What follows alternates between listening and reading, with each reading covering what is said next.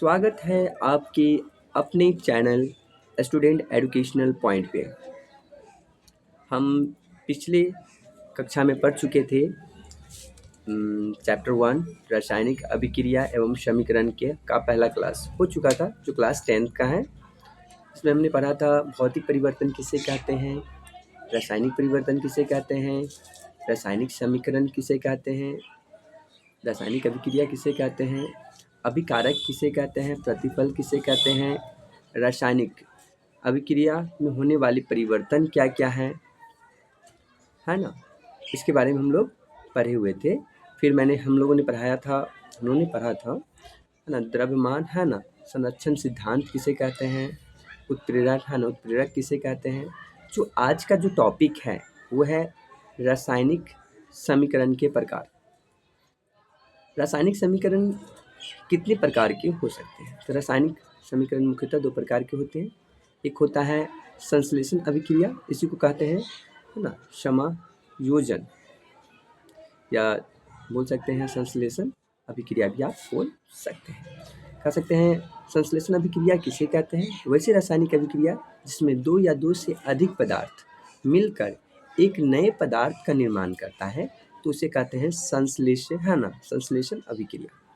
जैसे यहाँ पे आप देख सकते हैं कार्बन और O2 ऑक्सीजन, कार्बन और ऑक्सीजन मिलकर बनता है कार्बन डाइऑक्साइड, जो कि क्या है कि दो है ना, दो पदार्थ है ना, यहाँ पे दो एलिमेंट है जो कार्बन और ऑक्सीजन से है ना मिलकर ये क्या बना, कार्बन डाइऑक्साइड बना। तो ये अभिक्रिया जो कहलाएगा आपको संश्लेषण अभिक्रिया कहलाएगा। क्लियर? चलते हैं हम लोग नेक्स्ट टॉपिक की तरह, जिसमें है सेकेंड। मैंने बताया था आपको रासायनिक अभिक्रिया दो है ना प्रकार के होते हैं, एक संश्लेषण अभिक्रिया होता है, एक होता है वियोजन रासायनिक अभिक्रिया ना अभिक्रिया होता है। ठीक है, जिसमें दूसरा क्वेश्चन बनेगा वियोजन रासायनिक अभिक्रिया किसे कहते हैं। वियोजन या अपघटन अभिक्रिया वह अभिक्रिया है जिसमें किसी यौगिक के बड़े अणु के टूटने में या टूटने से दो या दो से अधिक सरल यौगिक बनते हैं है ना, जिनके मूल गुण है ना, जिसके मूल गुण है ना यौगिक के गुण से बिल्कुल भिन्न होता है। तो ऐसे रासायनिक समीकरण को हम लोग वियोजन या अपघटन है ना रासायनिक अभिक्रिया कहते हैं। जैसे यहाँ पे दे दिया है कैल्शियम कार्बोनेट है CaCO3, ये टूट गया है कैल्शियम मोनोऑक्साइड में और कार्बन डाइऑक्साइड में। ठीक है, तो इसे कहते हैं हम लोग वियोजन रासायनिक है ना अभिक्रिया। अब हम लोग नेक्स्ट क्वेश्चन की तरफ चलेंगे, जो कि है रासायनिक समीकरण किसे कहते हैं। तो किसी रासायनिक अभिक्रिया को संकेत एवं सूत्र की सहायता से व्यक्त करते हैं या लिखते हैं तो उसे हम लोग रासायनिक समीकरण कहते हैं या वो कहलाता है। जैसे हमने अभी देखा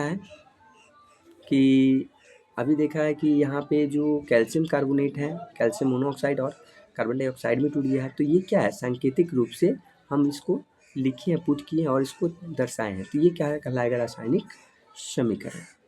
चलिए हम लोग नेक्स्ट क्वेश्चन की तरफ चलेंगे। नेक्स्ट क्वेश्चन है आपका संतुलित रासायनिक समीकरण से आप क्या समझते हैं। संतुलित, आपको क्वेश्चन से ही स्पष्ट होता है संतुलन करना या संतुलित होना।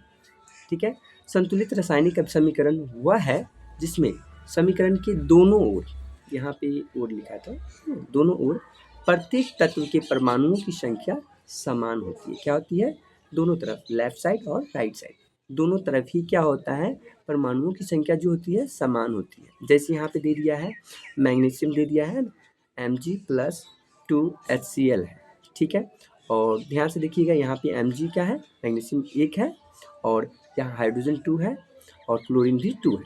तो इसी प्रकार यहाँ पे जो आपका प्रतिफल बना है MgCl2, ध्यान से देखिएगा M का यहाँ पे जो है ना परमाणु की संख्या जो है यहाँ 1 है, जबकि क्लोरीन का कितना है, 2 है, और यहाँ हाइड्रोजन का भी आप 2 है। तो इस प्रकार यहाँ से देखिएगा तो ये 1 है, जबकि यहाँ पे हाइड्रोजन का 2 था और ये क्लोरीन का भी 2 है, क्योंकि इसके आगे वाले जो पोर्शन को मॉलिक्यूल है ना, मॉलिक्यूल को ये दर्शाता है, अणु को दर्शाता है। ठीक है, चलिए उसी प्रकार देखिए यहाँ पे H है ना 2H2 को ऐड किए हैं O2 से, तो ये बन गया 2H2O बन गया। मतलब यहाँ पर है ना, आप थोड़ा सा देखेंगे तो आपको पता चल जाएगा यहाँ 4 हाइड्रोजन, कितने हैं 4, और यहाँ ऑक्सीजन कितने हैं तो 2 है। तो जब यह रिएक्शन कर जाता है, मतलब कि समीकरण अनाभिकारक अनाभिक्रिया कर जाती है, प्रतिफल प्राप्त होता है, तो यहाँ पे हमें देखने को मिलता है, ये वाला जो देख रहे हैं आगे वाला 2, ये और 2 ये दोनों है ना, हाइड्रोजन का देखिए परमाणु है ना, 2 अणु है, इसमें एक अणु में 2 परमाणु है, तो 2 दूनी 4 जो है आपका है ना हाइड्रोजन की है ना, हाइड्रोजन की परमाणु संख्या है, और 2 जो है 2 आपको ऑक्सीजन का भी क्या है संख्या। तो यहाँ पे ऑक्सीजन 2 है, यहाँ पे भी ऑक्सीजन 2 है, यहाँ हाइड्रोजन 4 है, यहाँ पे हाइड्रोजन 4 है। तो हम कह सकते हैं संतुलित रासायनिक समीकरण किसे कहते हैं। तो संतुलित रासायनिक समीकरण वह समीकरण होती है जिसमें समीकरण के दोनों पक्षों या दोनों तरफ प्रत्येक तत्व की परमाणु संख्या समान होती है। अब नेक्स्ट क्वेश्चन की तरफ चलेंगे, जिसमें है असंतुलित है ना रासायनिक समीकरण से आप क्या समझते हैं या किसे कहते हैं, आप दोनों लहजों में आप बोल सकते हैं। तो असंतुलित रासायनिक समीकरण वह है जिसमें समीकरण के दोनों ओर तत्वों की परमाणु संख्या समान नहीं होती है। जैसे यहाँ पे आप देख सकते हैं H2 और Cl2, जैसे हाइड्रोजन दे दिया है H2 और Cl2, दोनों अभिक्रिया करने के बाद ये आ गया HCl। वास्तव में यहाँ देखिएगा तो हाइड्रोजन के 2 हैं परमाणु, यहाँ पे क्लोरीन के भी 2 हैं, लेकिन यहाँ पे हाइड्रोजन के भी 1 है और क्लोरीन के भी 1 है। इससे स्पष्ट होता है कि असंतुलित रासायनिक समीकरण किसे कहते हैं, जब वैसा रासायनिक समीकरण जिसके दोनों पक्ष में तत्वों की परमाणुओं की संख्या असमान होती है उसको असंतुलित रासायनिक समीकरण कहते हैं। अब हम लोग नेक्स्ट टॉपिक की तरफ चलेंगे, रासायनिक समीकरण हाँ ना समीकरण को संतुलित क्यों किया जाता है। एक तथ्य बनता है कि चलिए भाई हम लोग कर रहे हैं, पर ये रासायनिक समीकरण को संतुलित क्यों करते हैं।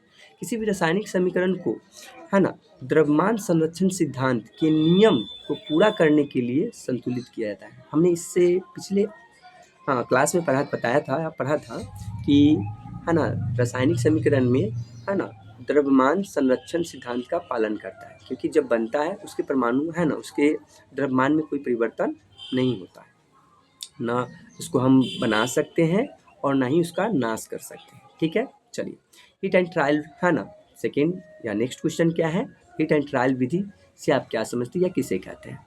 रासायनिक समीकरण को संतुलित है ना करने की विधि को, रासायनिक समीकरण को संतुलित करने की विधि को है ना हिट एंड ट्रायल विधि कहते हैं। इस विधि द्वारा असंतुलित रासायनिक समीकरण को हम लोग संतुलित है ना संतुलित रासायनिक समीकरण है ना में बनाते हैं या करते हैं। ठीक है, चलिए नेक्स्ट क्वेश्चन की तरफ हम लोग चलेंगे है ना, ऊष्माक्षेपी अभिक्रिया किसे कहते हैं। देखिए यहाँ पर थोड़ा सा मिस प्रिंट हो गया है, लेकिन हम लोग स्पष्ट कर चलते रहेंगे है ना। ऊष्माक्षेपी और एक होता है ऊष्माशोषी, एक होता है ऊष्माशोषी, एक होता है ऊष्माक्षेपी। तो हम लोग ऊष्माशोषी पहले पढ़ लेते हैं है ना।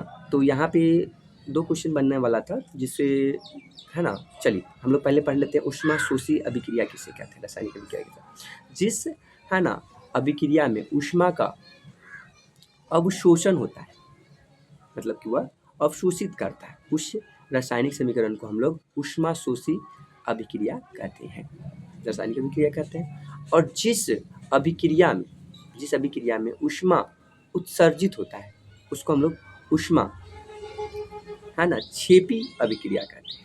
ठीक है, इसमें कुछ एग्जाम्पल यहाँ पे दिए हुए हैं। ठीक है, चलिए आगे चलते हैं। विस्थापन एवं एकल विस्थापन अभिक्रिया किसे कहते हैं। वैसे रासायनिक अभिक्रिया जिसमें अधिक क्रियाशील तत्व कम क्रियाशील तत्व को उसके यौगिक है ना से विस्थापित कर देते हैं, तो इसको हम लोग विस्थापन अभिक्रिया कहते हैं। ये थोड़ा सा क्वेश्चन इंपॉर्टेंट हो सकता है, इसे आप लोग थोड़ा सा गौर से सुने और ध्यान दें। कहा जाता है विस्थापन या एकल विस्थापन अभिक्रिया किसे कहते हैं। विस्थापन से आपका तात्पर्य है कि हम लोग क्या करते हैं उसको है ना विस्थापित कर देना। तो बोल सकते हैं वैसी रासायनिक अभिक्रिया जिसमें है ना अधिक क्रियाशील तत्व कम क्रियाशील तत्व को उसके यौगिक से विस्थापित कर देता है। हम जानते हैं, कभी कभी आप सुन सकते हैं, बोल सकते हैं कि जब किसी के पास या बोलते हैं कभी कभी देखते हैं कि कमज़ोर व्यक्ति होता है और एक ताकतवर या प्रबल व्यक्ति होता है, तो वो क्या करता है, कमज़ोर व्यक्ति को वहाँ से हटा देता है। सेम कंडीशन यहाँ पे भी है कि वैसे रासायनिक अभिक्रिया जिसमें अधिक क्रियाशील तत्व कम क्रियाशील तत्व को उस यौगिक से क्या कर देता है, हटा देता है, विस्थापित कर देता है ना। तो इस अभिक्रिया को विस्थापन है ना अभिक्रिया कहते हैं। चलिए, जैसे यहाँ पे थोड़ा सा देख सकते हैं, थोड़ा सा एग्जाम्पल है, ये फेरस है, ये कॉपर सल्फेट है। फेरस जब कॉपर सल्फेट से अभिक्रिया करता है, तो यहाँ तो देखिएगा थोड़ा सा, फेरस क्या करता है, कॉपर सल्फेट से अभिक्रिया करता है, तो क्या करता है, फेरस सल्फेट बना लेता है और कॉपर को अलग कर देता है। ठीक है, उसी प्रकार आप देख लो, Cu है ना प्लस AgNO3 से अभिक्रिया करके है ना, ये आपको देखो ना Ag अलग कर देता है। ठीक है, चलो उसी प्रकार है ना द्विविस्थापन अभिक्रिया, जिसे हम लोग अभी पढ़े हैं, एकल विस्थापन अभिक्रिया किसे कहते हैं। अब हम लोग पढ़ेंगे है ना विस्थापन अभिक्रिया किसे कहते हैं। द्विविस्थापन अभिक्रिया में दो यौगिक अपने आयन का आदान प्रदान है ना करके है ना दो नए है ना यौगिक का निर्माण करता है। इसमें दो क्या करता है, ध्यान से देखिएगा, दो यौगिक अपने आयन का आदान प्रदान करके दो नए यौगिक का निर्माण करता है, जिसमें यहाँ पे दे दिया है छोटा सा एग्जाम्पल है XY प्लस AB है ना। अभिक्रिया किया तो क्या बना लिया, देखिए X क्या किया, B के साथ संयोग कर लिया और Y जो है E के साथ संयोग कर लिया है ना, तो ये बन गया है ना XB और प्लस में AY। उसी प्रकार सोडियम क्लोराइड क्या किया, AgNO3 के साथ अभिक्रिया किया, AgCl बना लिया और NaNO3 अलग हो गया। ठीक है, चलिए इसी प्रकार और भी एग्जाम्पल्स आपको मिलेंगे। चलिए आगे हम जो वीडियो को लॉन्ग ना बनाते हुए हम लोग आगे चलते हैं। अब हम लोग पढ़ेंगे है ना उपापचय है ना, या बोल सकते हैं आप ऑक्सीकरण है ना। ऑक्सीकरण रासायनिक अभिक्रिया किसे कहते हैं या ऑक्सीकरण किसे कहते हैं। वैसे रासायनिक अभिक्रिया जिसमें पदार्थ ऑक्सीजन को ग्रहण करता है तथा हाइड्रोजन का त्याग करता है, उसे हम लोग ऑक्सीकरण या उपचयन है ना रासायनिक अभिक्रिया कहते हैं। जैसे यहाँ पे देख सकते हैं आप है ना, कार्बन क्या कर रहा है, ऑक्सीजन के साथ अभिक्रिया कर रहा है। जैसे अभी मैंने क्वेश्चन में बोला कि जो ऑक्सीजन को ग्रहण करे, एज लाइक बोलेंगे गेन ऑफ द है ना ऑक्सीजन, यहाँ पे कार्बन क्या कर रहा है, ऑक्सीजन के साथ अभिक्रिया कर रहा है, मतलब गेन कर रहा है, तो यहाँ पे कार्बन डाइऑक्साइड बन गया। सल्फर क्या कर रहा है, ऑक्सीजन के साथ अभिक्रिया करके सल्फर डाइऑक्साइड बन रहा है, तो ये क्या है, ऑक्सीकरण है ना है ना, बोल सकते हैं ऑक्सीकरण, रासायनिक बोल सकते हैं यहाँ पे ऑक्सीकरण रासायनिक समीकरण है। चलिए नेक्स्ट क्वेश्चन है उपाप है ना अपचयन या अवकरण रासायनिक समीकरण किसे कहते हैं। वैसे रासायनिक अभिक्रिया जिसमें पदार्थ हाइड्रोजन को ग्रहण करता है और ऑक्सीजन का त्याग करता है, उसे हम लोग अवकरण है ना रासायनिक अभिक्रिया कहते हैं। जैसे देख लीजिए, हाइड्रोजन ऑक्सीजन के साथ अभिक्रिया करके क्या करेगा, वाटर बना लेता है। सेम टू सेम हम बोलेंगे, हाइड्रोजन क्या करेगा, क्लोरीन से अभिक्रिया करके HCl बना लेगा। ठीक है, तो ये कहलाता है आपको है ना अवकरण रासायनिक है ना अभिक्रिया। उसके बाद नेक्स्ट है रिडक्शन अभिक्रिया किसे कहते हैं। तो बोल सकें है ना किसी रासायनिक समीकरण में यदि ऑक्सीकरण तथा अवकरण साथ साथ होता है तो उस है ना अभिक्रिया को रिडॉक्स अभिक्रिया है ना कहते हैं। क्या कहते हैं, रिडॉक्स अभिक्रिया कहते हैं। जैसे कॉपर मोनोऑक्साइड, कॉपर मोनोऑक्साइड क्या करता है, हाइड्रोजन के साथ अभिक्रिया करके है ना कॉपर अलग हो जाता है और वाटर बना लेता है। H हाइड्रोजन क्या करता है, ऑक्सीजन के साथ मिलकर है ना क्या बना लेता है, आपको वाटर बना लेता है। तो हमको यहाँ पे देखने से पता चल रहा है, यहाँ पे कॉपर क्या कर रहा है, कॉपर ऑक्साइड क्या कर रहा है, हाइड्रोजन का त्याग कर रहा है। ठीक है, जैसे ये त्याग किया, हाइड्रोजन का त्याग किया, सॉरी ऑक्सीजन का त्याग किया, तो ये क्या बन गया, ये किया आपका अवकरण अभिक्रिया। जैसे जबकि हाइड्रोजन क्या किया, ऑक्सीजन को ग्रहण किया, तो हो गया ऑक्सीकरण अभिक्रिया। ये दोनों अभिक्रिया इसमें एक साथ हो रहा है, इस समीकरण या इस अभिक्रिया को हम लोग कहेंगे रिडॉक्स अभिक्रिया। चलिए आज इतना ही, और भी हमारे वीडियो को पाने के लिए हमारे चैनल को सब्सक्राइब, शेयर और लाइक करें। नमस्कार, धन्यवाद, शुभकामनाएं आपके साथ।